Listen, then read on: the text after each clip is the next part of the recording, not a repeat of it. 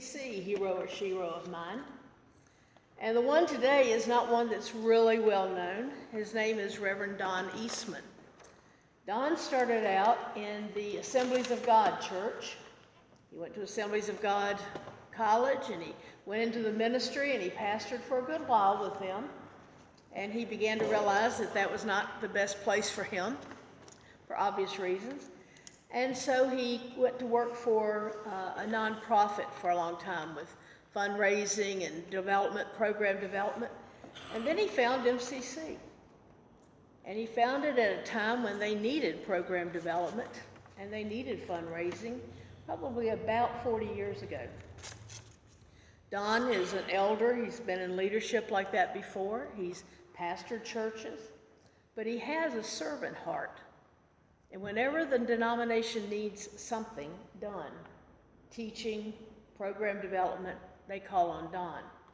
And he's a great, great teacher. He's worked with many, many churches. I worked with him a lot when I worked in the fellowship office those months. And he came to me one afternoon at about 4:30 and handed me a wad of papers and said, "I need 25 copies of each." And I looked at my watch and I said, "Don, I'm leaving at 5. "Well, I have to have these." I said, "Well, then you should have brought them earlier." So I went on and, of course, stayed and ran the copies for him. And later he said, "I am really sorry. I will never do that to you again." I said, "No, you won't." "You won't do it because I won't stay and do it." But he has so often blessed churches and congregations and individuals just because he knows how to put his thoughts together and share them. So Don Eastman is one of my heroes. Okay, tonight we're looking at anticipating God's blessing. And Isaac, and I thought about that, just the title. I wonder how often we anticipate God blessing us. Actually wait that God's going to do something. Or does God just kind of come up and thump us on the head every now and then and say, "I'm doing this for you"?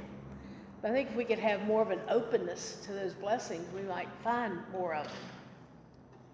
Let's look through some of these questions. Somebody like to read Hebrews 11:17-20. By faith, Abraham, when God tested him, offered Isaac as a sacrifice. He who had embraced the promises was about to sacrifice his one and only son, even though God had said to him, "It is through Isaac that your offspring will be reckoned." Abraham reasoned that God could even raise the dead, and so, in a manner of speaking, he did receive Isaac back from death. By faith, Isaac blessed Jacob and Esau in regard to their future. Okay, what do we learn about Isaac in these verses? Anything? He had faith in God. He had faith in God. Unmovable faith. Pardon me? Unmovable faith. Totally. We see here that he followed what God wanted to be done, even though it was not a fun experience. You may not know the story about Abraham and Isaac. Anybody not know what I'm talking about? Isaac was supposed to be the promised child, right? Abraham's son that was going to have the kids and multiply as many as the stars and sand of the ground, sand of the beach. And then God comes to Abraham and says, "Get your kid and come on out." And I've always pictured it being a young boy. Actually, the words that are used imply that Isaac was a man. And he goes out in the wilderness with his 100-plus-year-old father. And his father's got a big old knife with him. And he starts building an altar. I don't see any sheep. I don't see any oxen. And it becomes very clear what Abraham's going to do. Now, it so often happens in Bible stories, what if? What if Isaac had said, "Oh, no, Dad, plop, plop, I'm not doing that," you know? But the neat thing about the story is it never came to that. Because before Isaac could be sacrificed, golly gee whiz, a ram showed up in the bulrushes around them, and that's what Abraham used. Now, that story can be really scary. It can be disgusting, can be a lot of things. If we don't look at the main point of the story, Abraham was following God. Isaac was, I think, trusting that his dad knew what he was doing, and God worked it all for good. Do you ever think about having to have faith for somebody else or somebody depending on your faith? I had a student one time that was talking to me. It was older, she'd graduated, and she came to me and she said, you know, I really want to get into this Jesus stuff. She says, no, I really want to have the want to get into it. And I said, well, you just keep on. I'll have faith for you till you get to it. Isaac's name first appears in Hebrews 11 in the context of God's command to Abraham to sacrifice him. What do you think Isaac would have remembered most from this experience? Not what we read, no. What do you think Abraham might have remembered? If it were you, what would you remember? I'd probably remember thinking, what's my daddy doing? And I wonder how much Abraham expressed to him that it was God who was leading him to do that. He might have remembered the fear that went along with that. He might have remembered the relief when the ram showed up. How do you think those memories would have affected his relationship with God? When they first go out in the wilderness and his dad says, I've been told to sacrifice you. What do you think he thought of God? Well, he was crazy. God was crazy? What kind of God is this that would do this? Okay. And then they're actually getting the altar built. So it took a little while. You know, that you don't have altars just sitting out in the woods somewhere. What do you think he would remember from that time about God? Isaac, you're asking? Isaac, what would Isaac be thinking? I think he might be saying, is this really going to happen? Yeah. And then I wonder what his thoughts about God were when the ram showed up. I must have missed that part. That's in the Genesis part. It's not in this Hebrews part. So it definitely affected his life, just like all of us. The way we were told about God in our early life often affects how we are later on. Can you remember the first time you ever went to Sunday school or church? Who can remember that? What do you remember from that time? It was scary. Scary? First Sunday I went, I was 3.5 years old. And the Sunday school department had this little box. And when it was your birthday, you could go up and put pennies in it for how old you were. Well, as you might imagine, I was quite upset that I couldn't go put my 3 pennies in because I was 3 years old. My mother kept saying, but it's not your birthday.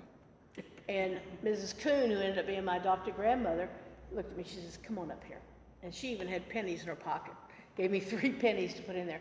So my earliest memory was of being accepted and being provided for. Let's go back to Genesis, all the way back, almost all the way back in your Bible, to Genesis 27.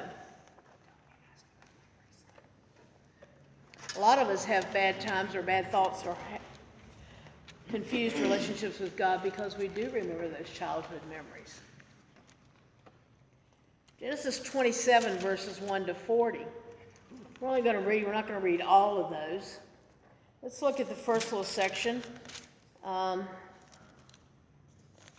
going to read from the Message for a few verses. 27. When Isaac had become an old man and was nearly blind, he called his eldest son Esau and said, my son? Yes, father. I'm an old man. Like you couldn't tell that. I'm an old man. I might die any day now. Do me a favor. Get your quiver of arrows and your bow and go out in the country and hunt me some game. Then fix me a hearty meal, the kind you know I like, and bring it to me to eat, so I can give you my personal blessing before I die. Rebekah, who was Isaac's wife, was eavesdropping as Isaac spoke to his son Esau. As soon as Esau had gone off to the country to hunt game for his father, Rebekah spoke to her son Jacob. I just overheard your father talking with your brother Esau. He said, bring me some game and fix me a hearty meal so I can eat and bless you with God's blessing before I die. And then Mama says, "Now, my son, listen to me. Do what I tell you. Go to the flock and get 2 young goats. Pick the best. I'll prepare them into a hearty meal, the kind your father loves. Then you take it to your father, and he'll eat and bless you before he dies." Isaac says, "There's a problem with this deal, Mom." "But Mom," Jacob said, "my brother Esau is a hairy man, and I have smooth skin. What happens if my father touches me? He'll think I'm playing games with him. I'll bring down a curse on myself instead of a blessing." "If it comes to that," said his mother, "I'll take the curse myself. Now just do what I say. Go and get the goats." Kind of stop there for a minute.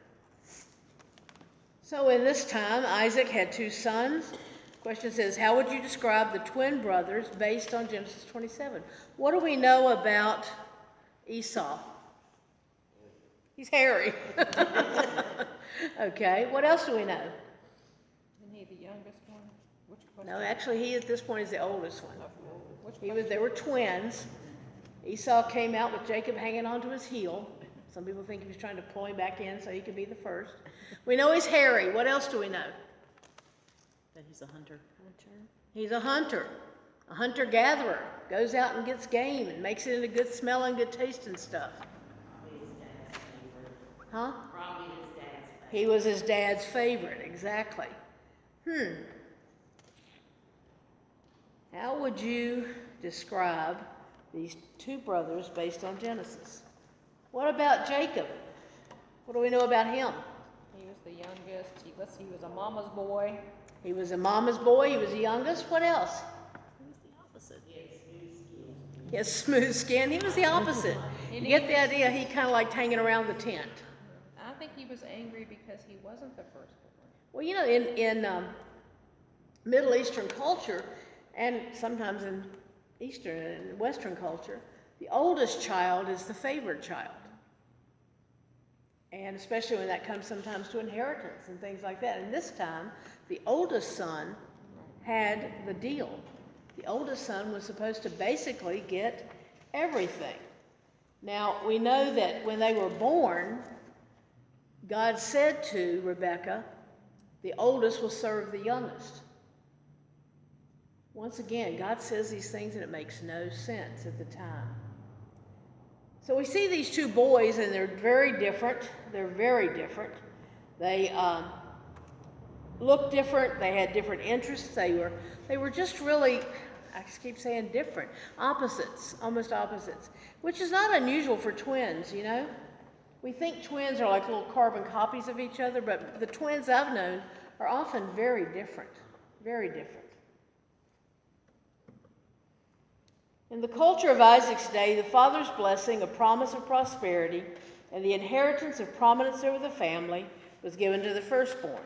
Yet in Genesis 25:32, when Isaac's wife Rebekah became pregnant, God told her that the older son will serve the younger.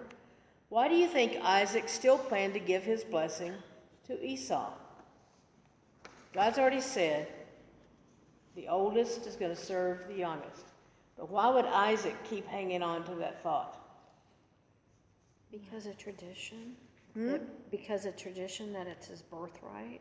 Because of tradition, it's his birthright. What else? He liked Esau better. How many of you have siblings? How many of you think one of your parents likes another one other than you better? You know, so and Isaac just really thought he knew how this was supposed to go. He wanted Esau to get the blessing, but he kind of thought maybe he could help God along the way. You know, it's really interesting because these blessings that came from the parent, did Isaac say at all that God had told me to tell you this blessing? Does he attribute that blessing to God at all? No, he's doing tradition. Sometimes there's a great difference between tradition and what God tells us to do.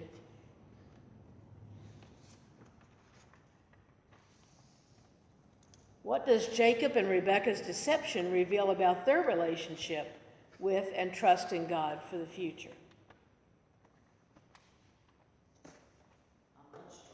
Not much trust. Not much trust in God.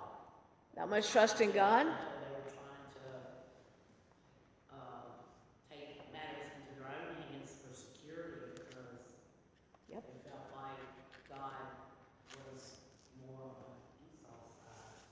That's kind of like what I was talking about Sunday. The disciples wanted to fit Jesus into their plans instead of their fitting into Jesus' plans.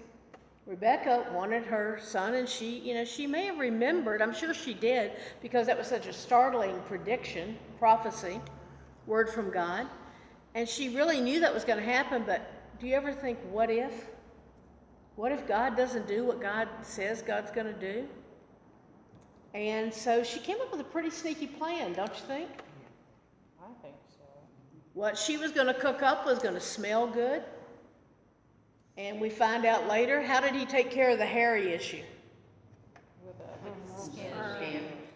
He took animal skins and put some long gloves on, if you will. Now remember, Isaac's way old now. Okay, he's over 100 years old. And he knows he's about to die. Some people have even said perhaps he was, not really fully cognizant of what was going on. So he decides they decide they're going to fool Isaac. Do we trust God for the future? Or do we try to make it happen? No, you trust God. I trust God Why? because I have faith. Okay. Is God shown to be trustworthy in your track record? Yeah. Somehow it's a little easier to trust God when we've actually seen God work in our lives, especially in the times when we don't see it after having seen it. It also shows me that sometimes I try to circumvent God. When we were looking for a building, there was one I really liked, but it was out in, where do y'all live? It was out in Callaway. It was a great, nice, fairly new church and had a great big gym and family building attached. And the price was really good. The only problem was, it was an hour away. Yeah. If people won't drive into here, they surely weren't going to drive an hour away. But we were talking to Dana and see if there's any way we could do a bus, we'd have a shuttle, something. Meanwhile, this was waiting. Does Jacob's success in deceiving Isaac demonstrate God's approval for his actions? Let's listen to a little more of the story. Let's go with verse 14. So he went and got them and brought them to his mother, and she cooked a hearty meal, the kind his father loved so much. Rebekah took the dress-up clothes of her older son Esau and put them on her younger son Jacob. She took the goat skins and covered his hands and smooth nape of his neck. Then she placed the hearty meal she had fixed and fresh bread she had baked in the hands of her son Jacob. He was going to smell like Esau. He was going to have the kind of food Esau would have brought. And if he grabbed his, the nape of his neck, if he put his hand around him to hug him.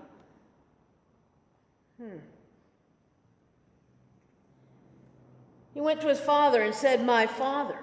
Yes, which son are you? Now, to me, they had to have different voices. You've got this kind of big outdoorsy guy, and you've got this stay-at-home with mama guy. Maybe his hearing was getting bad, too. Jacob answered his father, "I'm your firstborn son Esau. I did what you told me. Come now, sit up and eat of my game so you can give me your personal blessing." Isaac said, "So soon? How did you get it so quickly?" He's not that far out. "Because your God cleared the way for me," Isaac said. "Come closer, son. Let me touch you. Are you really my son Esau?" Telling a few fibs there, isn't he? Yep. It would have taken longer for him to go out in the woods, out in the countryside, and get an animal and clean it up and all that good stuff and then cook it. So they didn't get their timing quite right on that. Then Isaac said to Jacob, "Come near so I can touch you, my son, to know whether you really are my son Esau or not." I bet Jacob was kind of quivering in his boots, don't you? Mm-hmm. Jacob went closer to his father Isaac, who had touched him, and said, "The voice is the voice of Jacob, but the hands are the hands of Esau." He did not recognize him, for his hands were hairy like those of his brother, so he blessed them. "Are you really my son Esau?" "I am," he replied. "My son, bring me some of your game to eat, so I may give you my blessing." Do you hear how many times Jacob had to lie there. And he's not just lying to his father. He's lying to God. He's trying to take God's place in all this.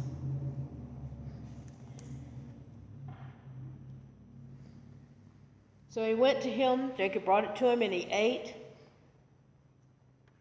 Sorry, I got lost in my place here. He came close and kissed him, and Isaac smelled the smell of his clothes. Finally, he blessed him. Ah, the smell of my son is like the smell of the open country, blessed by God. May God give you of heaven's dew and earth's bounty of grain and wine. May people serve you and nations honor you. You will master your brothers, and your mother's sons will honor you. Those who curse you will be cursed, and those who bless you will be blessed. Archaeology tells us, history tells us, that this was not really unique. This was a blessing that most fathers, patriarch fathers, gave to their sons. It kind of bothered me when I first learned that. I thought all this stuff was just a one-time deal. What does Jacob and Rebekah's deception reveal about the relationship? And then does Jacob's success in deceiving Isaac demonstrate God's approval of his actions? Why was he lying to his father? To get the blessing. To get the blessing. Did he get the blessing? Mm-hmm. Yeah. Where's God in all this? Watching. Stand back. Watching. Standing back and watching. Does that make it okay that he lied and fooled him and stole the blessing? No, I don't think so.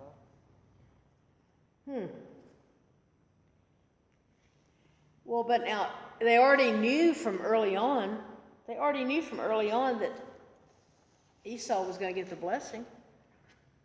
I mean, Jacob was going to get the blessing, so what's the problem? God worked it for good, but the in-between. You know, where there's a way, there's means, and does the end justify the means? This is one of those stories that make me know that God inspired the Bible, because I wouldn't have told it. I wouldn't have told it if it were up to me. And these blessings were not regarded from the Lord. They simply were the hopes and wishes of a father. He didn't say here, finally he blessed him. He doesn't say, God told me to tell you.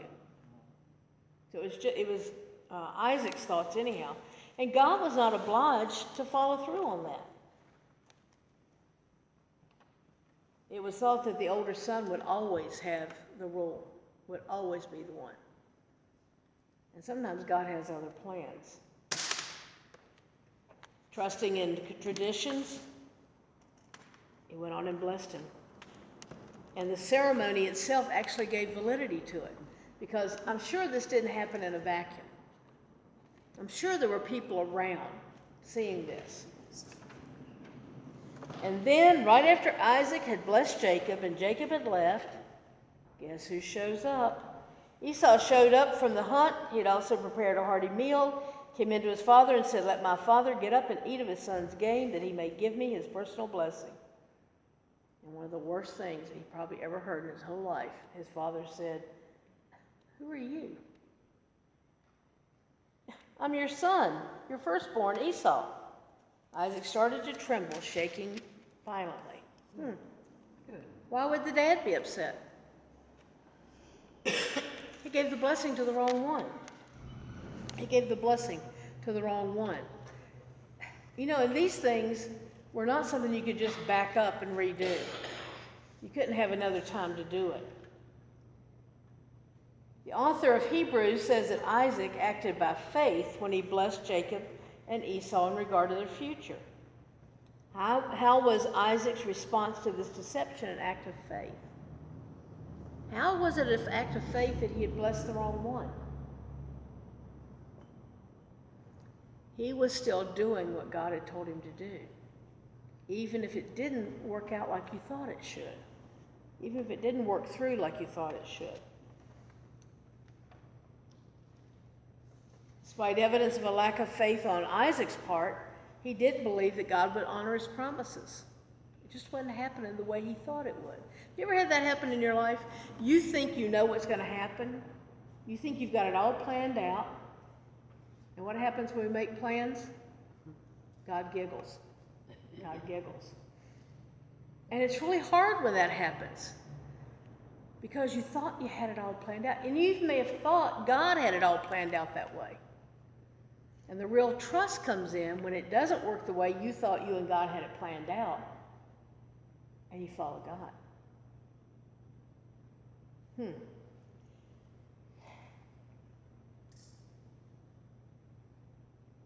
A great nation still was going to happen, just not with the people they thought it was going to be. Let's hear a little bit more of this story. Esau, hearing his father's words, verse 34, sobbed violently and most bitterly, and cried to his father, "My father, can't you bless me also? Your brother, he said, came here falsely and took your blessing. Not for nothing was he named Jacob the heel. Twice now he's tricked me. First he took my birthright, now he's taken my blessing." He begged, "Haven't you kept back any blessing for me?" Isaac answered Esau, "I've made him your master and all his brothers and servants, and lavished grain and wine on him. I've given it all away. What's left for you, my son? But don't you have just one blessing for me? Oh, bless me, my father, bless me." Esau sobbed inconsolably. It's one of the things I love about Middle Eastern people. They know how to grieve. You know, they know how to grieve. In our culture, we're taught, okay, you got 3 days, cry and get over it. But they knew how to really cry. And can you hear the hurt? Don't you have just one blessing left for me? Just one? Isaac said to him, "You'll live far from earth's bounty, removed from heaven's dew. You'll live by your sword and hand to mouth, and you'll serve your brother. But when you can't take it anymore, you'll break loose and run free." I don't hear much blessing in that, do you? I don't hear a thing in that I would want to be told, except that it wasn't going to last forever. What do you think, if you haven't read ahead, what do you think Esau's reaction to this was? He was mad. Devastated. That grief turns into anger really quickly. He seethed in anger against Jacob because of the blessing his father had given him. He brooded, "The time for mourning my father's death is close, and then I'll kill my brother." Why was he going to kill him before his father died? He didn't want his father to know if he was going to do that. He didn't want to make his father even sadder. I'm sure that Isaac felt bad about this, don't you think? That he had been tricked? That he'd been tricked too? Yeah. When these words of her older son Esau were reported to Rebekah, she called her younger son Jacob and said, "Your brother Esau is plotting vengeance against you. He's going to kill you, son. Listen to me. Get out of here. Run for your life to Haran, to my brother Laban. Live with him for a while until your brother cools down, until his anger subsides, and he forgets what you did to him. I'll send for you and bring you back. Why should I lose both of you on the same day?" Rebekah spoke to Isaac, "I'm sick to death of these,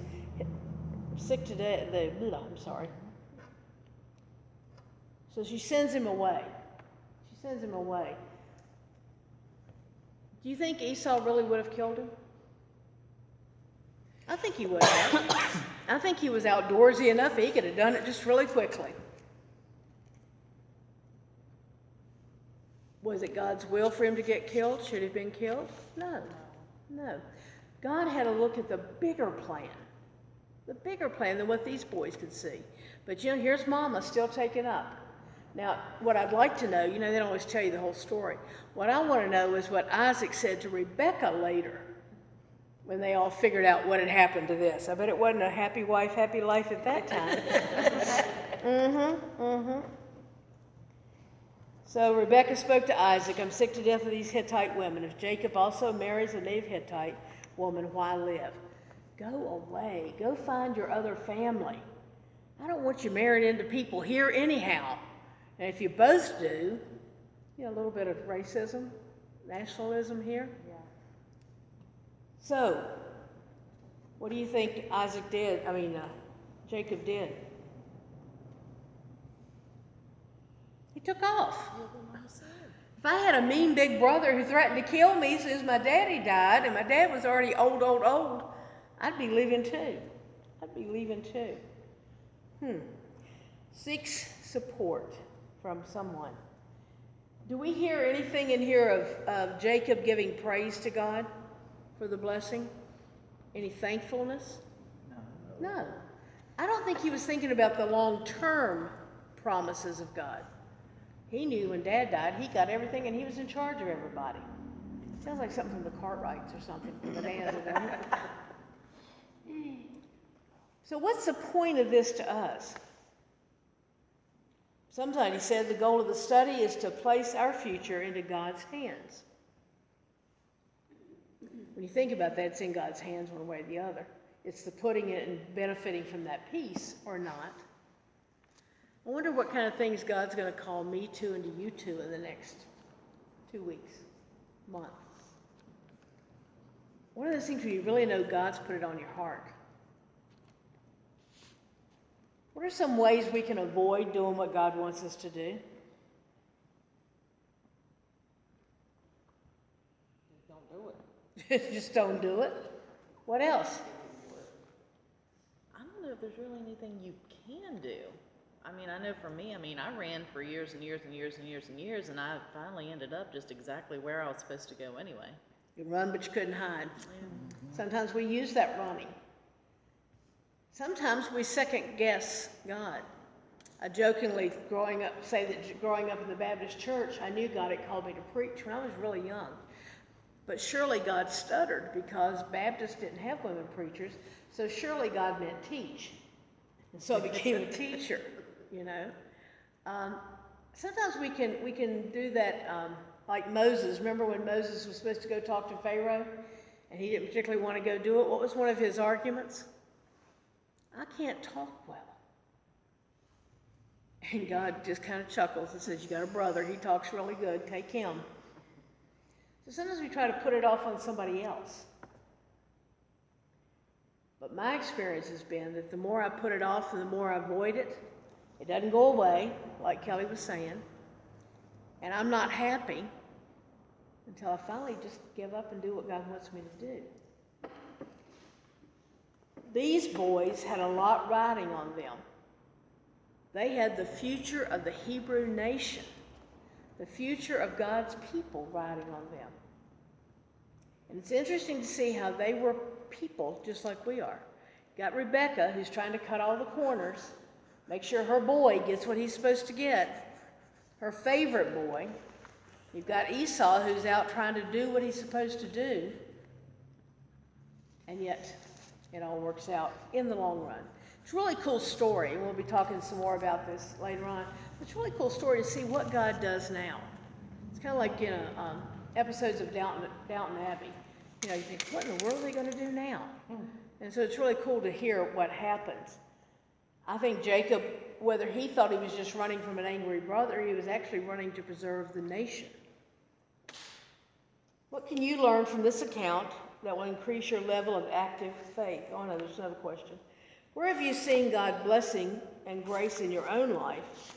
Where are you experiencing disappointment? Now most of you, and I don't want to answer that, but is there a part in your life right now where you see God's grace, God's mercy? And are there places where you've seen God's disappointment? How do you think, even though he was getting it falsely, how do you think Jacob felt when he heard those beautiful words from his dad? He did that blessing. He probably felt good about it, but I mean, I'd feel guilty myself, but. Feel guilty, but there were great words. Yeah. There's something about having somebody pray over you or bless you. Can you think of somebody that you would really appreciate their blessing, their words of encouragement? And in this, I also see how poor Esau must have felt when he heard those nasty words. Those nasty words. It's really important how we talk to one another. It's really important. I know in serving communion, I really ask God to give me the words, and it's not, I don't do the same thing. There was a guy years ago in the Norfolk church, student clergy, and every time he prayed for you, it was the same thing. It sounded like a Hallmark card. And, you know, I guess that's what God was asking him to do, but it was very annoying. But again, that blessing. Have you ever had somebody pray for you at communion or somewhere else, and they may not have known what you were going through, or you asked for a particular prayer, and you just felt that peace? Felt that peace come on you? So anticipating God's blessing. Isaac knew what how God was going to use Isaac. And Jacob and Esau took a different path. What can you learn from this account that helps your faith grow? Let's go back a different way. Tell me one thing that has ever challenged your faith. My son. Your son? Okay. That says it all. He's a good boy. What has challenged your faith? Have you ever been upset or disappointed in God? Yes. When my mom was dying, and it's like I'd give up, you know, I would say prayers like I'd give up everything. I'd sleep in my car, just, you know, let her stay with us. And that was a rough patch. A little bargaining. A little Yeah. bargaining going on there. What else has ever challenged your faith? Death and disappointments will do that really quickly.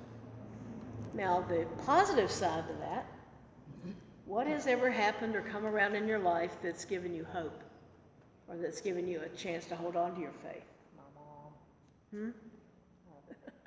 Wanda, okay. What else? My mom still believes Yeah. she's didn't you? Still being here. You know, that's why they say doctors practice medicine, because they're seldom perfect. They practice it, like you practice golf. So, what else? What else has ever encouraged you in your faith? Because everything always works out. It always does. It always does. Doesn't always work out the way we think it's going to, Right. but it works out. Yeah, being here in this building encourages your faith. A lot of times, some of you all have. On Sunday mornings, I get up and I said, I just don't feel like doing this. I'm not going to do it, but I do it anyway. And that's when Sundays I get the most blessings from. I've seen that over and over again. The Sundays that I wake up and I'm in a bad mood or I don't feel good, and I think of 47 reasons, and that's when I usually get the greatest blessing. Of course, there's that cartoon where the mother comes to the door and she's banging on the door. Son, get up, you got to get to church. Get up, it's time to go to church. Come on, you got to get to church. I don't want to go. I don't want to go. She says, you're the pastor. You have to go. Get up. Sometimes it can be something as simple as seeing God working in somebody else's life. When you see that peace coming on someone else, or finding their place of service. When Felicia was here 2 weeks ago, just seeing her getting up and talking about God working in her life was just really encouraging to me, because I'd walked with her through some of those questioning times. So that kind of thing. So, and that's another reason it's important to tell someone if their words, actions are blessing you. Because most of the time, people that really bless me, they don't even know they did it. They don't even know they did it. And if I don't go up and thank them or tell them, they're just being themselves. Hallelujah. And sometimes it's good to tell folks. All right, next week, we're going to be talking about faith in the future around Jacob. We're not through with these boys yet. And I'll be talking to you about my shero, Reverend Elder Nancy Wilson.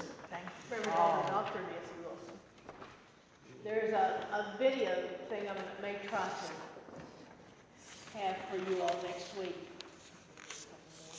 At General Conference in 2005, when Nancy was elected monitor, and one of the things they did that week was they had children do the consecration for communion. It was just a beautiful service. But faith in the future, faith for the future. I can tell you honestly, I don't always have the strongest faith for the future. God has this way of throwing me a curve I think I've got it all planned out. God says, And that's happened over and over and over, over and over and over. But faith part comes in when we take those steps anyhow, knowing God's going to be there. Any last minute prayer requests or praises? I think we need to pray for Rhonda and Wendy. Y'all looking a little puny tonight. Huh? We have a lot of people who just aren't feeling well. Not sick, just not feeling well. Loving God, send us forth tonight, being willing to trust you even when it makes no sense. Being willing to trust you when we think we have a better plan. Being willing to trust you even when we wish it were different. In your name we pray. Amen. Amen.